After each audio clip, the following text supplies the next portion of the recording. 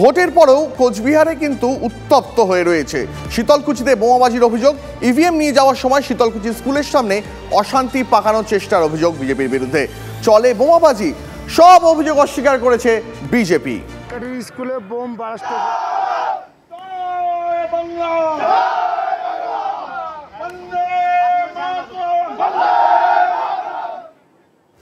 সহকর্মী সায়ন্ত ভট্টাচার্য রয়েছেন আমাদের সঙ্গে। সায়ন্ত, প্রথম দফা নির্বাচনে বিক্ষিপ্ত অশান্তি, কিন্তু রাত হয়ে গেল, ভোট মিটে গেল, এখনো কি অশান্তি থামার নাম নেই?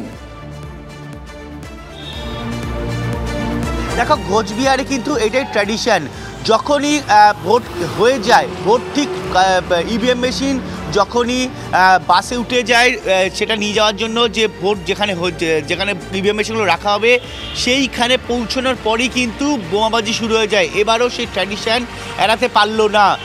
গতকাল রাতে কিন্তু সিতাই, গীতালদহ, শীতলকুচি সহ কোচবিহারের একাধিক অংশে বোমাবাজি হয়েছে, বাড়িঘর ভাঙচুর হয়েছে। অভিযোগ পরস্পরের বিরুদ্ধে।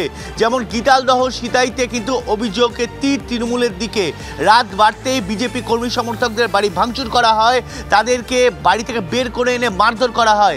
একাধিক বিজেপি কর্মী সমর্থক গুরুতর জখম হয়েছে, কয়েকজনের হাত ভেঙেছে বলে অভিযোগ বিজেপির। তৃণমূল যদিও অভিযোগ অস্বীকার করেছে। অন্যদিকে শীতলকুচিতে নাককাঠি সহ একাধিক এলাকায় যখন ইভিএম মেশিন নিয়ে যাওয়ার জন্য তোড়জোড় শুরু হয়, তখন বিজেপির বিরুদ্ধে অভিযোগ যে তারা বোমাবাজি করে, এলো পাথারি বোমা ছোড়ে।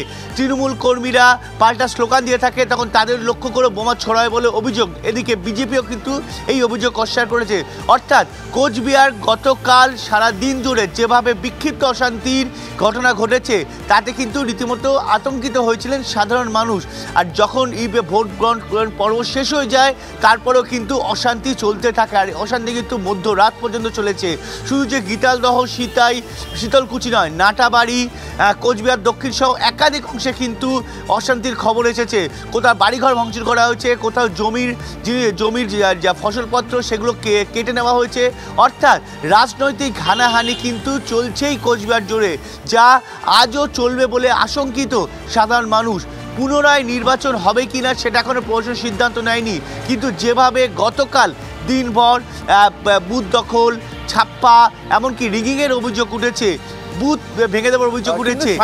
মানে তুমি পুনর্নির্বাচনের সম্ভাবনার কথা বলছো বটে, কিন্তু নির্বাচন কমিশন তারা তো বলছে মোটের ওপর ভোট শান্তিপূর্ণই।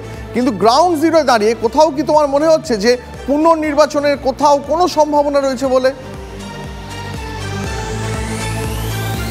দেখো, কোচবিহার এলাকায় 2043টা বুথ রয়েছে। সেই 2043টা বুথের মধ্যে 25 থেকে 26টা বুথ এমন রয়েছে যেখানে ভোট হয়নি বলেই বিজেপির ঘনিষ্ঠ মহল মনে করছে, এবং সেখানে তারা পুনরায় নির্বাচনের কথা বলতে পারে। যদিও নিশ্চিত প্রামাণিক কিন্তু একটা বিষয় পরিষ্কার করেছেন, বিগত দিনে কোচবিহারে যা ভোট হয়েছে তার থেকে অনেক শান্তিপূর্ণ ভোট এবার কোচবিহারে হয়েছে।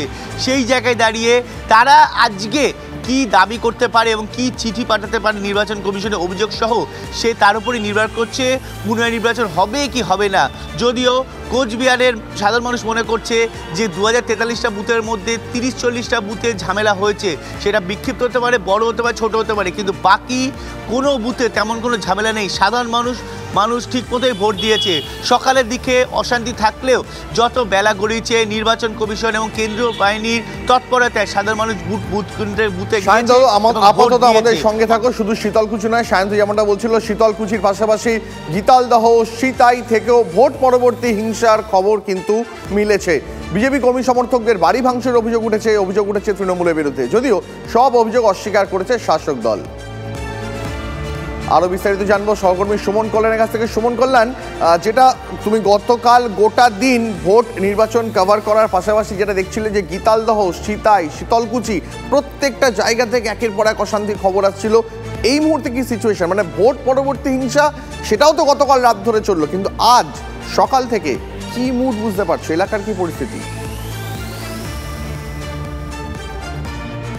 অত্যন্ত থমথমে গোটা এলাকা, কারণ ভোট যেই মুহূর্তে শেষ হয়েছে, যে জায়গাগুলোতে ভোটের 2-3 দিন আগে থেকে গণ্ডগোলের আমরা খবর পেতাম, সেই জায়গায় তেমন গণ্ডগোলের খবর না পেলেও ভোট মোটের ওপরে বেশ ভালোভাবেই হয়েছে এমনটাও সবাই বলেছেন। কিন্তু ভোট যে মুহূর্তে শেষ হয়েছে, যে যে জায়গায় অশান্ত হয়ে ওঠার ছিল বিগত দিনগুলোতে সেই জায়গাগুলো কিন্তু আবারও একই রকম ঘটনা ঘটেছে। গীতালদাতে সমস্যা তৈরি হয়েছে, সিতাইতে সমস্যা তৈরি হয়েছে, শীতলকুচিতে সমস্যা তৈরি হয়েছে, কোথাও বোমাবাজির খবর পাওয়া গেছে, গুলি চলেছে, বাড়িঘর ভাঙচুর হয়েছে, বেশ কয়েকজন আহত হয়েছেন, দিনহাটা হাসপাতালে কয়েকজন ভর্তি রয়েছেন।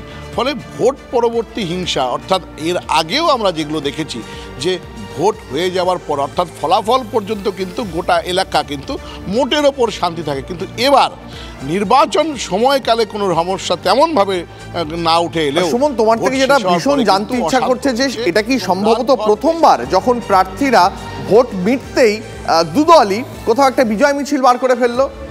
কোচবিহারের নির্বাচনে এই সময় কি প্রথমবার দেখা গেল? আমার মনে হয় কোচবিহার শুধু নয়, গোটা রাজ্যেই এইরকম ছবি কিন্তু এর আগে কখনো দেখা যায়নি। কোচবিহারে যে শুধুমাত্র তৃণমূল বিজয় মিছিল করেছে তা কিন্তু নয়, কোচবিহারে করেছে, আলিপুরদুয়ার করেছে, জলপাইগুড়িতেও করেছে। ফলে যে যে 3 জায়গায় নির্বাচন হয়েছে সেই নির্বাচনের ইভিএমও হয়তো আর ডিসিআরসিতে এসে পৌঁছায়নি, তার আগেই মিছিল হয়েছে। কোথাও যেন মনে হচ্ছে যে আগামী যে আরও 42-এর মধ্যে 3টে গেলে 39টা আসন রয়েছে, সেই জায়গার এর একটা ঢেউ নিয়ে যাওয়া, একটা প্রতিপক্ষের ওপর স্নায়ু চাপ বজায় রাখা স্ট্র্যাটেজি হতে পারে। অনেক ধন্যবাদ সুমন তোমাকে, অনেক ধন্যবাদ সায়ন্ত তোমাকেও।